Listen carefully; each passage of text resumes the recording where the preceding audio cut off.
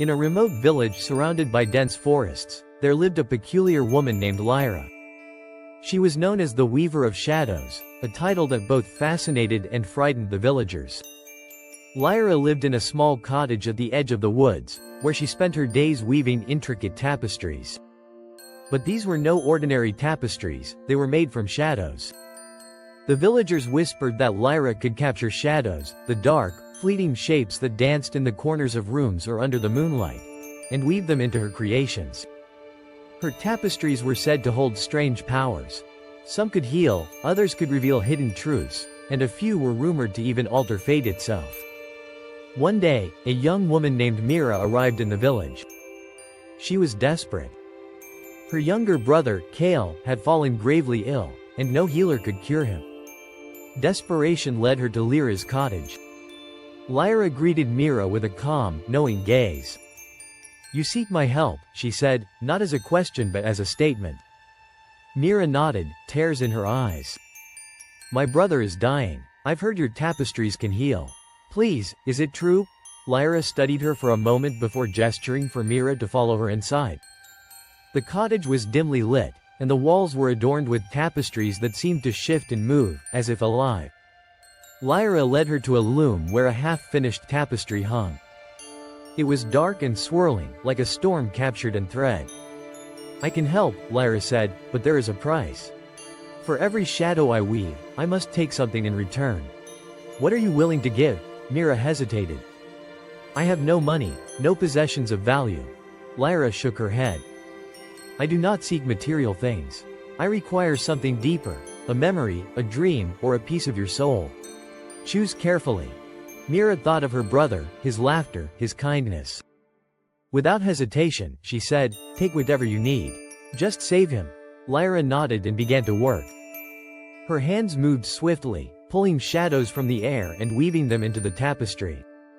The room grew colder, and Mira felt a strange sensation, as if something inside her was being gently pulled away.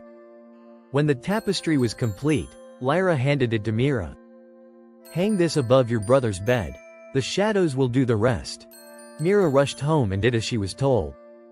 That night, as the tapestry hung above Kael, the shadows seemed to come alive, swirling around him. By morning, Kael's fever had broken, and he was sitting up, smiling weakly. Mira was overjoyed but couldn't shake the feeling that something was missing. She couldn't remember her earliest childhood memory, the one of her mother singing her to sleep. It was gone, taken by Lyra as payment. Weeks passed, and Kael grew stronger. But Mira couldn't forget the Weaver of Shadows.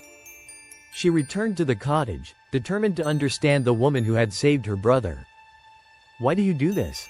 Mira asked. "Why weave shadows and take such strange prices?" Lyra smiled faintly. "Shadows are the echoes of what once was, memories, dreams, emotions. They hold power, but they also carry weight. By weaving them, I balance the world. And as for the price, every act of creation requires sacrifice." Mira frowned. "But isn't it cruel to take people's memories or dreams?" Lyra's gaze softened. "Sometimes, losing a part of ourselves is the only way to save what matters most. And sometimes, those lost pieces find their way back in unexpected ways." As Mira left the cottage, she noticed something strange. The tapestry above Kael's bed had begun to fade, and with it, her lost memory returned.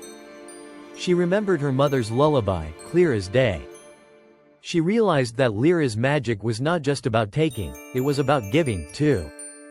From that day on, Mira visited Lyra often, not as a supplicant but as a friend. She learned to weave shadows herself, though never as masterfully as Lyra. Together, they helped others in the village, always mindful of the delicate balance between loss and gain. And so, the Weaver of Shadows and her apprentice continued their work, weaving the threads of light and dark, memory and dream, into a tapestry of life itself. Subscribe and press bell icon.